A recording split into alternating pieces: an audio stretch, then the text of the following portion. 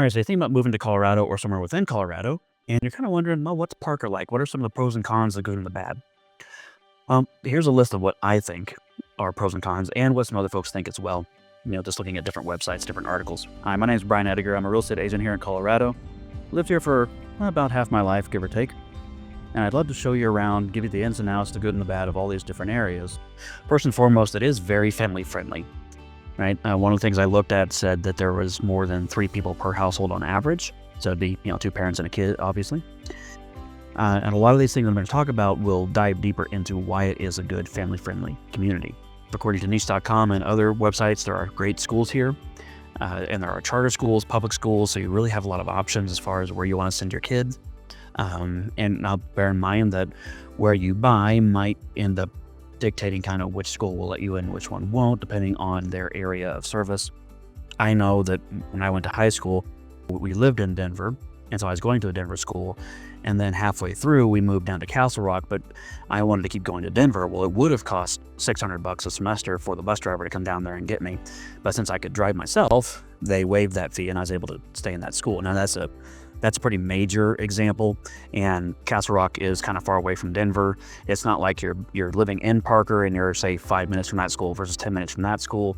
That may not be a big deal, but it's still something you might want to look into.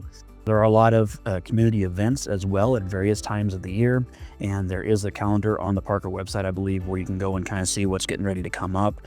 Parker Days is a big event that takes place, and there's all these different carnival rides at O'Brien Park, where I was in a previous video, and along Main Street, and at the church I talked about in that video as well. And so during that part of Main Street does get shut down for those events. Also, one of the farmers markets is on Main Street there between Mother's Day and Halloween on Sundays from 8 to 1. And again, that part of Main Street is shut down for that event. There is a low crime rate here as well. Based on what I was looking at, it's about 4 violent crimes per 1,000 residents, which isn't really terrible. I mean, of course, we would like it to be 0, obviously, but that does show a low crime rate. I will talk a little bit more about that in the cons as well, though. Another pro for me is that there's a small town feel in an urban environment, right? I'm more of a small town guy. I understand that being in a big city has its perks, but I really like to be able to get to know my neighbors and just have this the safety kind of feel where there's just us here and we don't need to worry too much about crime, right? And I can go, within a few minutes and get anything I need as well.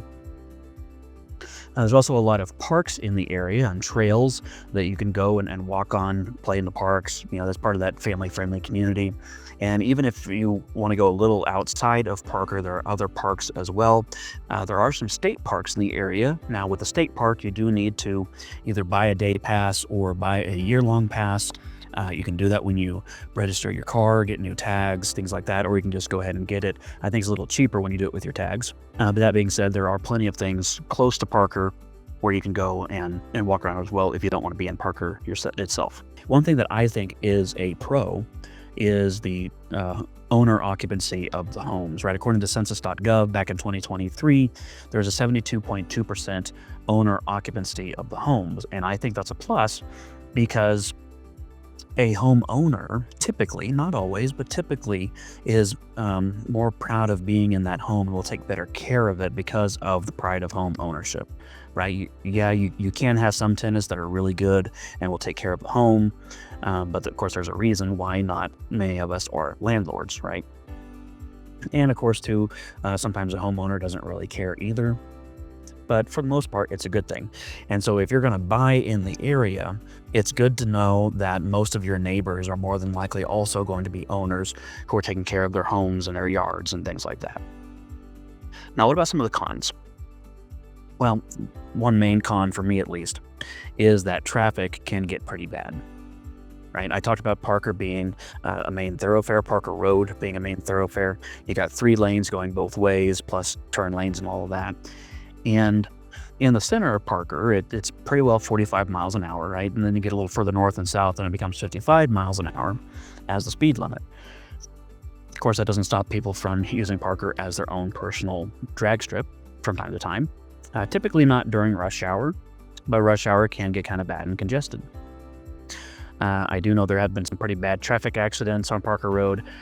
I had a bad traffic accident on Parker Road back in 22, I believe. Yeah, December of 22, where my light turned green, so I started to go, but somebody ran a red light, and well, we ran into each other. So you gotta be careful. You gotta make sure you look both ways before you cross Parker Road, and even if you're on Parker Road crossing other main roads, just keep a lookout. One thing I've noticed in Colorado in general, people are starting to run red lights. Like, you know, my light turns green, but then someone comes across going the other way. Your light's been red for at least 6 seconds, bud. Come on. Anyway, another con of Parker is that the cost of living is higher than the national average. I'm not sure how much exactly. I forget when I looked that up, but it is higher.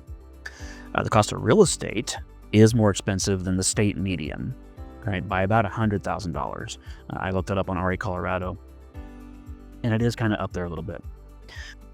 Now, Colorado winters can be pretty rough. Parker gets about 3 times the amount of the average snowfall compared to the rest of the U.S. And, you know, we are pretty good here about clearing the roads. There aren't too many snow days for kids, although I think there are more nowadays than there were back when I was a kid. But it's still a matter of you want a good car to get you on these wet, snowy, icy roads, right? And I would really recommend either a 4x4 or an all-wheel drive. The front-wheel drive and the rear-wheel drive, you know, they don't do as well on the snow. I think front wheel is better than rear wheel because you got the engine weighing down the front tires more to get a little bit more traction. But you're going to want to make sure that you're prepared for a Colorado winter. Now, this winter hasn't been too bad. Last few winters haven't been too bad, but it can be. It can be really bad. I got stuck in, I forget exactly what they called it, but it was a pretty bad blizzard. And one of my mom's friends actually had to come and get me, and I spent the night at his house for a couple nights. And my car ended up dying, and we had to get it towed out and jump started and everything. So it can be pretty bad. Another con, if you like to go out and have fun, well, there's not a whole lot to do in Parker as far as the nightlife is concerned. There are only a few places that stay open past midnight based on what I could see on Google Maps. Now, that's not to say that there's nothing. I did mention a couple things in my other Parker video. But if you're wanting to go out and have fun and dance and whatnot, you're probably going to have to drive either into Denver or down to the Springs, Colorado Springs, or something along those lines to really have a good time out. Again, there are a few places in Parker that stay open later, but otherwise you may have to look around a little bit. Now, something that I think is a con are the HOAs. There are over 100 HOAs or homeowner associations here in Parker alone. Now, I do understand that having an HOA can be a good thing, right? You can make sure your house and your neighbor's house, they're going to stay nice and clean and no weird paint colors and various things like that. I'm just not personally a fan of them, but maybe you are. But you do need to know that the HOAs can range anywhere from $100 a month to $1,000 a month. It just sort of depends on where we're looking and what all they provide and stuff like that. So when you're looking to buy a home anywhere, really, you don't want to just consider your mortgage and your bills. You also want to consider if there's an HOA, right? Because that's going to be part of your monthly cost. Even if you pay it quarterly or yearly, it's still something you want to take into consideration, especially if we're talking about $1,000 a month. That can be quite a bit. The one other thing that I think is a con, and this kind of has to do with the crime rate a little bit, some of the panhandlers are moving from the northern, just north of Parker and some of those areas down into Parker. It's been a little while since I've seen any, but they were moving down this way. So that's something you want to take into consideration too. If you're not big on panhandlers, you might see them. But for the most part, they stick to the main thoroughfares down Parker Road and all that. And again, it's been a little while since I've seen any of them. So yeah, those are some pros and cons of living in Parker, Colorado.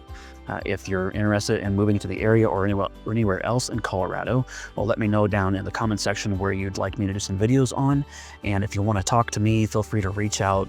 My number and my email are in the description. And there's also a link to my Calendly, so you can sign up to meet me on Zoom, and we can talk more about what your needs and wants are here in Colorado. So until next time, God bless and happy hunting.